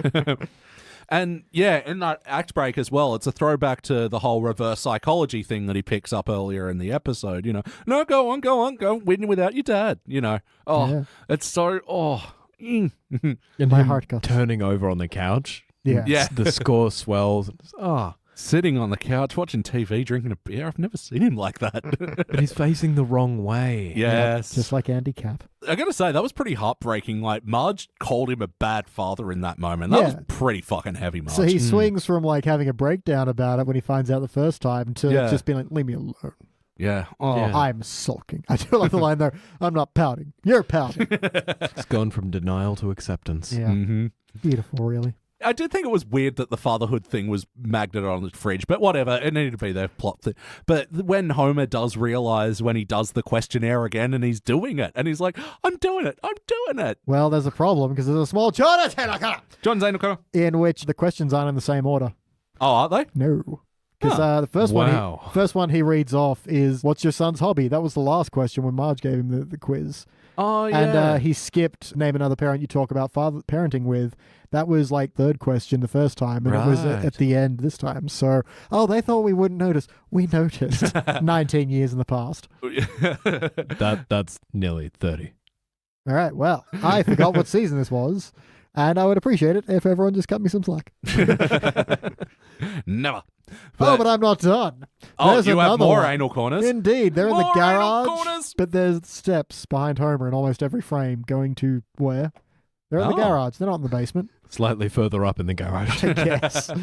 Like at first I thought, okay, maybe it's just that's how the, shelves are stacked out. No, it's definitely steps. You can see like a door and everything. Oh. Well, yeah, they hadn't cemented the geography of the house at this point. Or clearly. ever, really. Yeah, true. Like that other lounge room that's there, but sometimes isn't. I mean, to be fair, we have one of those. Yeah. I mean, ask your architect about it. Were there any other anal corners? No, that was all my anal corners. Because the episode had a Lisa's anal corner Lisa's Hill, huh? where she wants to get a tetanus booster and she says, maybe I'm being a bit anal, and it's wow. Yep. I mean, yeah, maybe it's just one of those things like the word gay where it used to just be more commonplace to mean the We other all thing. knew she meant anally retentive, you perv. Yeah, I know. It's just so weird to hear it these days when I don't think a script would have an 8-year-old saying anal. I mean, if that script was written by scholars and not perverts, then sure it would. Yeah, Ken Levine and David Isaacs. Anyway, back to the heart. Why are you giving them shit for them not using the pervy version? Yeah, anything else to say about the heart of this episode? Just that McBain episode really gets you right in the marker. Jesus When Christ. Scoey's all like, my little girl's graduating from college, you got 2 days left to retirement, and then I'm going to sail around the world on my boat that's called Live Forever. That is so fucking perfect. Like, yeah, 2 days before retirement playlist as Yeah. well. Like, And just the whole, damn, I'm not going to make it. Oh, stop talking crazy. Gets shot like 6 times. yeah, it's so heavy-handed, but in the most perfect action movie sort of way. Yeah. That actually did bring heart up for me, Alright. but just because I have really fond memories of everything Arnie's ever been in, Yep. and watching McBain. Yeah. So good. He's always been a favourite bit of the show for me. So For sure. Especially these early ones where they're so damn good. yeah. Yeah, and they're doing almost direct parodies of these things. Yeah, playing on the cliches like, yeah, the partner that's just about to retire and Just give it about all up. retire, and his little girl's growing up, and he's about to sail around the world. Moving into the second phase of his life. Nope. And I'm pretty sure the scene where Scoey's getting shot up was definitely cut down for TV. Oh, yeah, I feel like, yeah, because they do like multiple cuts from different angles again and again, and again and again, just to ham it up. But yeah, I'm pretty sure that was cut from syndication. Yeah, which makes the line of stop talking so crazy. Like, after all this tedious shooting, he gets like shot like 12 times, and yeah, McBain fails to hit the guy out. And then shoots back with the revolver, which shoots like 20 times as well, Yeah, which is cool. just great. Wonderful, wonderful, wonderful. Ultimately, though, guys, did this feel like an episode of The Simpsons? Yes, it did. Hell yeah. Yeah, this is laying the foundation of what the show would become. Yeah, I mean, it's not a huge joke factory, but it is, yeah, good story, heartfelt, all that stuff. Yeah. But yes or no, would you watch it again? Yes, I would, Kent. Yep. Yeah, we're going to watch it again, and we've already mentioned a bunch of playlists, but have we got more? And we already talked about Can't Believe they invented this playlist, right? Yeah, can't believe they invented a Troy McClure playlist. Mentions of Edgar Allan Poe. Oh, yep, like this in the Treehouse of Horror. Yep. He crops up every now and then. Also, like, unlikely Bart friendships. Yes. Yeah. Yeah, all the non-Millhouse Bart ones. Mm. Wind Beneath My Playlist. Cats in my playlist. Do they use Cats the Cradle again? Oh, yeah. Yes, we have no bananas. The Video Store playlist? Oh, yeah. There they go a couple of times. Yeah. I still love that from Homer. How much did you hear? Everything. What's the quickest, cheapest, easiest way to do something with you? Take us to the video store. Anything for my little girl. Oh, you bad parent. I love it. Yep. Oh, football injury playlist. Sorry, just to the bad parent is little. When Lisa's like, "Can we go get a tetanus shot?" And he's like, "Oh, then I'll take you and I'll worry about you, and then you'll go home with someone's nicer car, won't you, Lisa? Is this how you get your kicks?" And then her face in the background is just like a straight line. Yeah. It's great. Oh, I love this playlist. The jokes where they mention a year that seems in a far distant future but now has passed, where it's like credit card expiry date 1989, 2012. Yeah. Oh, also, haven't brought it up yet, but Yeah. Bill Cosby playlist. Ah, yes. Dull. Yeah, hooray for this guy that's giving me good advice and is funny. Cosby's first law of intergenerational perversity. Quote. Oh. End quote. Did they know? Well, the interesting thing is, in an episode later on in this very season, Dog of Death, which we reviewed way back when, they've got that bit where Homer keeps throwing books into the fire, like Shirley Jackson's The Lottery. Yep. And Bill Cosby's fatherhood is in there. Mm-hmm. It does make me wonder if they maybe did know then. I'm going to say total coincidence, and they're just like, it's just a throwback joke. Yeah. By throwing it in a fire. I'm glad they did now. Yeah. Well, I mean, you can't fault them for having a guest star would then turn into a monster. Wow, and the Stark Raving Dad, the Michael Jackson one, is in this season as well. Oh, season 3. You meant season 3. You just didn't know. None of us did. It was a more innocent time. We'd only bombed Iraq once. Big oof. Sorry. Big or hours. I'm in a weird mood today. BT, what would you change? I'd cut the Bill Cosby bit. No, this is a pretty... I mean, it's not a huge laugher, so maybe see if we can pull some more jokes in there. But again, it's not really the point. The heart is the point, and that's delivered beautifully. So no, I don't really want to change much. How about you, Tom? What would you like to change? Just feel like the shark needed to be fleshed out more. Yeah, where's that shark from? Is it Yeah. essential to the experiment? How did he get in here? Does he have his own shark son in there as well? Is the boy his son? Is the shark the father? And he's like trying to take the boy away from this imposter. Yeah. Changeling shark mood. Could be a complicated man, that shark. Honestly, I'm not a good enough writer, not a good enough editor to fault this episode. I thought it was pretty baller. Yeah, that's where I'm at. I'm not gonna say it's one of like the most perfect episode by any stretch, but Jesus, like this is really amazingly written, and the heart journey that we go on is so very satisfying. Like, yeah, we're here. BT, any other notes? Indeed. Patty, or Selma, I can't tell, is reading a magazine called Idle Chatter. Yeah, and the other one is reading Peephole, but it's done in the people font. Like, yeah, very, very good background joke there. Does he have any hobbies? Well, he likes chewing that phone cord. He hasn't done that in years. Oh, again, mwah. Like that whole scene where he's like, name his hero, Steve McQueen. That's your hero. And then when he's making up the name, Hank Jones. And finally, we have Bart being a bad winner. I really like that bit. It's like, I've never won before. I may never win again. And then Homer joins in. It's very... It really just gets you. I wish I'd mocked more people with my father. And then the 3-time winner, 2-time winner, 3-time winner. 3-time winner, just being also a small child. Yeah, because it's like, of course like a he is. significantly smaller child as well. Like a jockey. Yeah, he's all like, seeing you out there brought back a lot of old memories. Thanks, Mr. Beck. And yeah, Bart's towering over him. That's a very good bit. Like, especially because he referenced him like 5 times in the episode as well. Yep.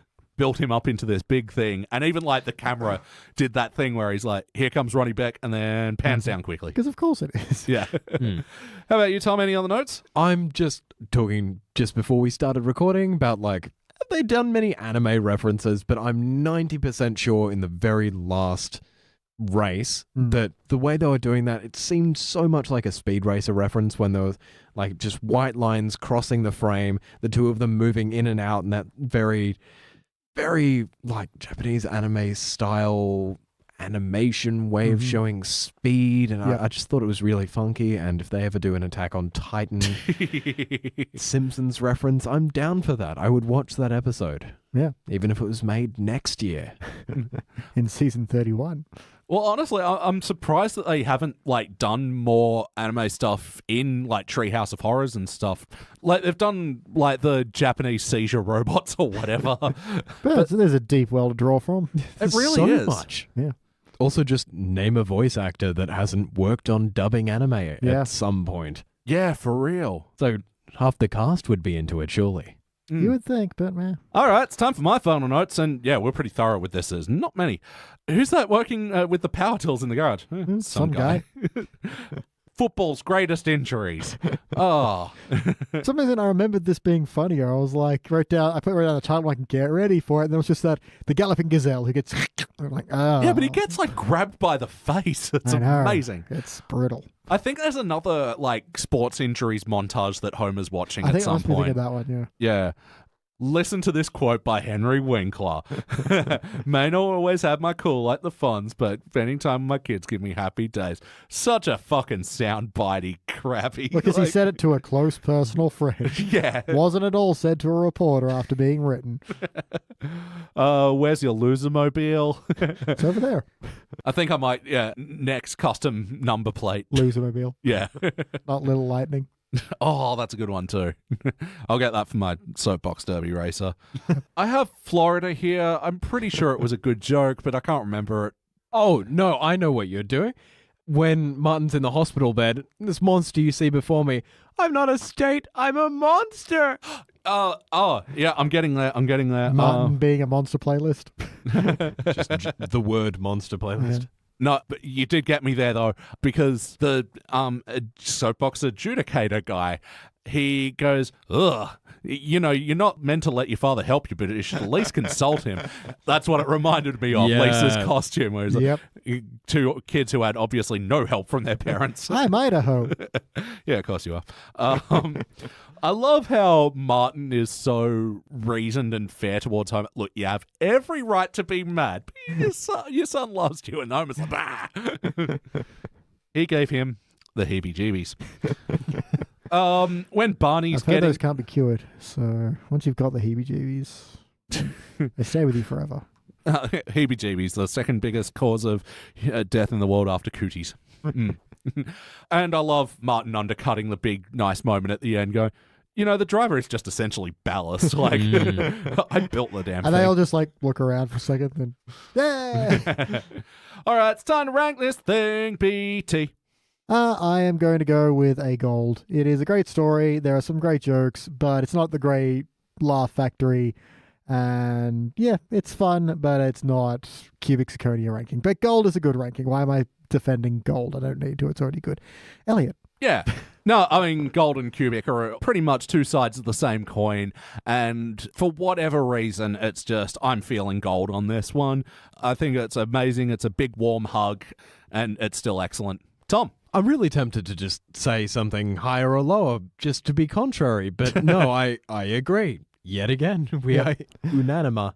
Yeah. Were we unanimous across all three for this one? Yeah, this has been a completely unanimous episode. Hey! Yeah, turns out to be a rarity, actually. Yeah, I know. That's why I bring it up. Yep, all right, cool. Well, that will equal a unanimous gold then. And this will be the fourth episode from Season 3 to be dubbed Unanimous Gold. It'll also be joining Bart the Lover, where Bart pretends to be Woodrow Wilson and lure in Edna Krabappel and all that. That was actually the first episode of The Simpsons we reviewed on the first podcast. What? Yeah. Oh. Wow. Because we didn't used to go HD. We used to start with the classic. First. That's crazy. Yeah, Bart the Lover the first, and it was a gold. Good episode. Very good episode. Excellent, in fact. Separate vocations when Bart becomes the hall monitor and Lisa becomes the rebellious. Yeah. girl. And also, Bart's friend falls in love with Samantha Stanky. Stanky. All right, guys. Well, yeah, that about does it for the Simpsons Index for this evening. But, before we get out of here, we'd just like to quickly recommend some things that we've been into lately. Books, TV, music, video games, other entertainment things, streaming services, and YouTube channels and podcasts. I'm trying to think of other things that you entertain yourself with. Shiny pennies? Yeah. How's your coin collection going, Beach? I hate it. You ate it? I don't know. You're collecting chocolate coins. There weren't shiny pennies before. There's shiny pennies now. Bang, you. BT, what are you into? Oh, man, I haven't really been getting into anything lately, at least nothing that really stands out. But Good Omens starts tomorrow, and that's a good book. And I'm looking forward to see what they do with the series, because David Tennant is it, and Martin Sheen, and both those guys are good in other things. Fucking excellent casting. Yeah, there's also coming to Stan is also Catch-22, and that was one of my favorite books, so I'm curious how that's going to translate. I've also not read it for about 20 years. I've heard very good things. That's George Clooney, right? Yeah. George Clooney's. Yep, George Clooney. On a slightly more somber note, just as like a massive Terry Pratchett fan, Yeah. at the premiere, they reserved a seat for him, and it had his hat in it. Ah, Oh. I was reading a status update from Amanda Palmer that was talking about how Neil Gaiman almost missed the premiere because he insisted that he had to be wearing a bow tie towards it. But neither he, nor Amanda Palmer, nor his assistant, nor about 3 other people knew how to tie one. And even like following along with the YouTube tutorial, they couldn't work it out. And when they arrived at the premiere, someone at a neighboring, like either a hairdresser or a costume shop did know. Uh-huh. And then Neil made it, and it was a great show. Nice. So, yeah, hype for things you haven't seen then. Yeah, I'm hoping it's good. It's got a good cast. It's a good book. It'd be interesting to see that come together. Don't fuck it up. Yeah, well, because they did American Gods. That was the other one that Yeah. Neil Gaiman, right? Yes. Yeah. Yeah. So that's had 2 seasons. The second season is very much spinning its wheels. Yeah. All right, Tom, what have you been into? So I've got a couple of things. Yeah. Basically, I read the other day, if you're into 80s games, if you're into 80s music, if you're into 80s general pop culture, fiction, fantasy, do yourself a favor and read Ready Player One. I haven't seen the movie, Mhm. but oh my God, the book is amazing. Yep. I devoured it over the course of about like maybe 3 days and didn't sleep for one of the nights. All right. Read at work a whole bunch, listening to the music the entire time as well, going along with it. It's bloody fantastic. Yeah, I have very polarizing ideas on the book. I've never actually read it myself, Okay. but I've heard some people really attack it and other people really love it. So Well, I've heard that it's better at dealing with the pop culture stuff than the movie is, and I have only seen the movie and not read the book, so I'd actually be very interested to check out the book because of that. So, but yeah, you had a lot of fun with it? Yeah, very, very fun. mhm. Solid sci-fi fantasy. Mm. Yeah. Oh, cool. And if you enjoyed BoJack Horseman, but would Mhm. like a slightly lighter alternative, the animators of that show also worked on Tuca and Birdie Yep. recently on Netflix. Brilliant, brilliant female characters, fantastic plot line, just, it's fantastic. It does end a little bit darker than you expect going in, Yeah. but yeah, I'm cannot wait for the second season because it's going to be amazing. Yeah. Well, I actually recommended that myself on like the last or the One before, maybe? one I can't before podcast. I had an amazing Ah. time with it, and I've been showing it to BT here, and you're about halfway through it now. What are your? I watched episode 5 yesterday. Oh yeah. Yeah. What was that? It's the one where Birdie has this whole day planned and Tuca's off with her auntie who's all rich. Oh yeah. Right, yeah. That fucking ends heavy. And that was a weird. I was like, and she's vigorously masturbating. Okay. Oh yeah. I was like, that was a turn. All right. Yeah. Oh, also on the Netflix front, Final Space Season 2 happening very soon. Okay. So I was about to say is out. I'm like, I have to go watch that immediately, which is weird because I only have like pretty good things to say about that, but not amazing. Anyway, and yet I'm very I just think it had so much potential. And it had I'm so very much curious potential to and then see. blew what right it's gonna past do all of with that it. potential and was fantastic and perfect in every way. Yeah, I mean, so that's the thing. I watched the series, so I think I'm stuck in at this point. Oh, yeah. Like, I've got a lot of criticisms to lob at it, but ultimately I found it like an overall positive experience, so I'm definitely in for the next season. And I now have to always go, avocado! Whenever I see avocado. So it's broken my brain. Also, the thing it shares between Good Omens and Final Space, David Tennant. Oh, that's right. Welcome Yeah. to the David Tennant Index, where we just talk about incredibly handsome Scottish actors. Oh, actually, there's a soft recommendation as well. Recently, when I was sick a couple of weeks ago, you just want to throw on something to, fall asleep part the way through. And I took a chance on the new DuckTales series, which is on Stan at the moment. Oh, yeah. How's that? I found it I was sick at the time, but I found it very charming. Like, I don't feel like it was totally a talking down sort of kids show. It was definitely a kids show, but I thought it was amazingly charming. Yeah, I loved the actors who all played Huey, Dewey, and Louie. The voice cast on that is amazing. So. Oh, it's ridiculous. Like, quickly look it up. But yeah, David Tennant as Scrooge McDuck and Kate McCucci as Danny Pootie's in there. Oh, that's right. Oh, and our boy Lin-Manuel Miranda. He plays Gizmo Duck later on in one of the later episodes. And, John Ralphio. Whatever his real name is, I forget. Ben Schwartz? I think that's right there. Who's also going to be Sonic in the upcoming Sonic movie. Oh, yeah. Due out 2025. That'll be like Brexit, and they'll just keep pushing it back constantly. Taking bets now. What's coming first, Sonic the Hedgehog the movie or Brexit? That's so rough. Like, I was watching Critical Role the other day, and they mentioned like, oh yeah, this person voiced Sonic, not in the most recent movie. And I'm like, damn, this D&D show is attacking the new Sonic movie. It was nice to be united on something. This is a world with a lot of division, and that we could all look at it and say, that's a shit design. You need to change it.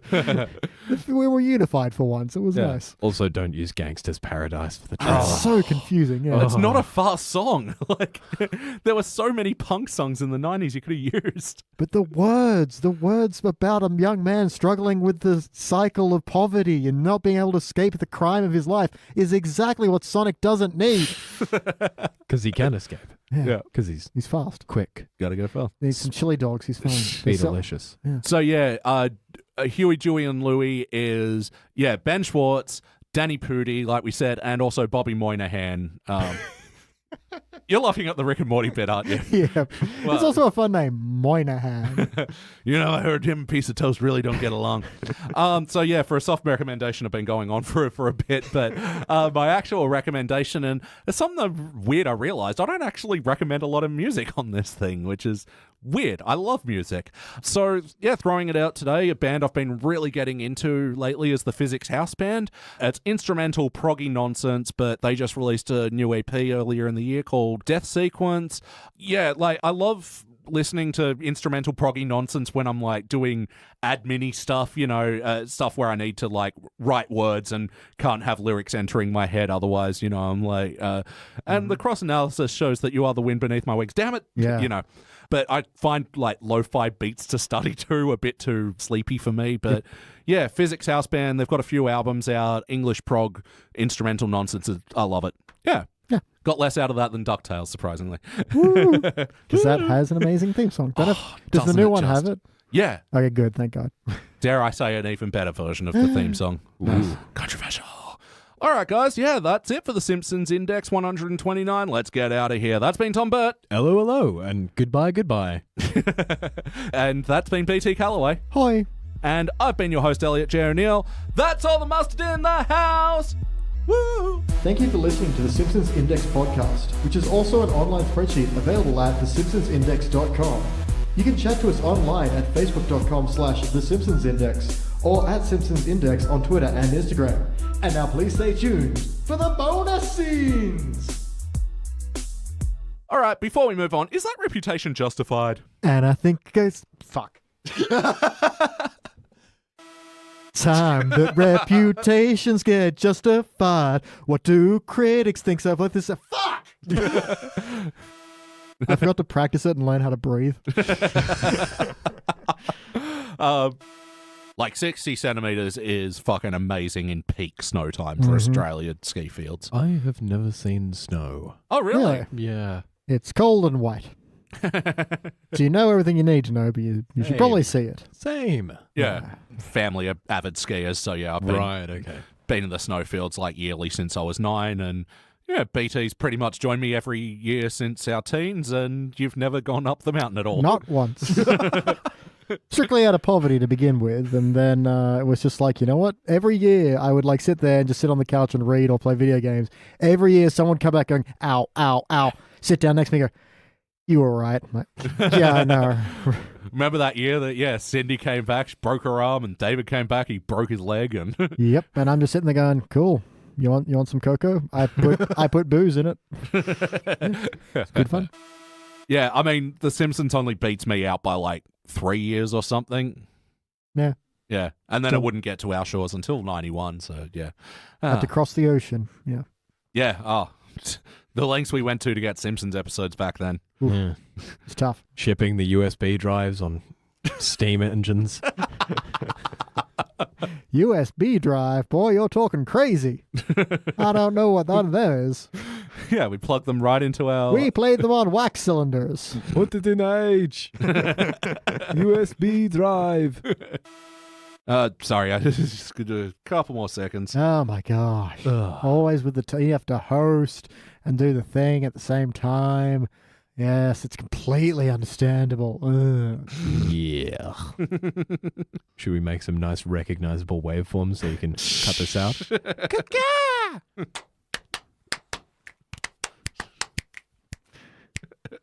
Recognizable waveforms. Recognizable waveforms. Recognizable waveforms. Talk us exactly about it. A friend of ours has been like cutting these together into like songs lately. So if you want to Oh, yeah. give anything for him to use, just say something slightly rhythmical. Yeah. Yep. Like that. That'll do it. Yeah, I said it. I just said it real quiet, like real quiet, like I just said it like real quiet, like real, quiet, like real, quiet, like real. I just said it like real quiet, like. Perfect. All right, it's time for my final notes.